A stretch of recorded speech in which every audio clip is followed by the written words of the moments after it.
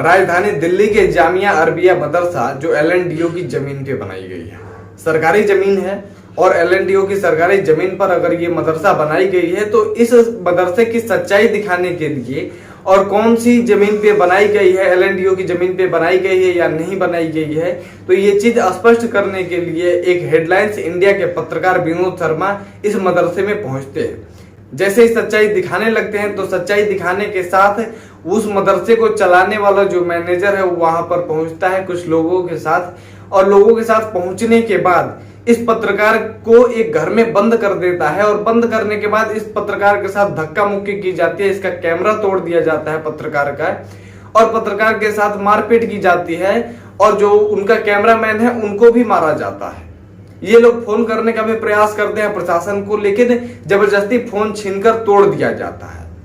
तो हमें लग रहा है कि अगर फर्जी तरीके से अवैध मदरसा चलाया जा रहा है जो गैर कानूनी है और एलएनडीओ की जमीन पर जबरदस्ती सरकारी जमीन को घेर कर बनाया गया मदरसा है और कोई पत्रकार वहां पर सच्चाई दिखाने के लिए पहुंचता है तो उसके साथ मारपीट की जाती है और ऐसी स्थिति वहां पर उत्पन्न हो जाती है कि उस पत्रकार की जान भी जा सकती थी अगर समय से प्रशासन नहीं आती। तो आपसे बता देना चाहते हैं, अगर इस तरीके से जबरदस्ती की जा रही है हमारे देश में हमारे संविधान को रहते हुए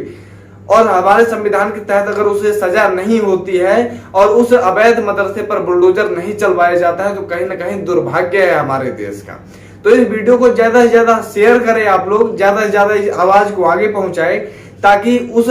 मदरसा प्रबंधक पर कार्रवाई हो सके जो पत्रकार को घेरा और जबरदस्ती मारपीट करने का प्रयास किया, और वो पत्रकार का जो कैमरा तोड़ा गया उसका भी हर्जाना मिलना चाहिए उस पत्रकार को।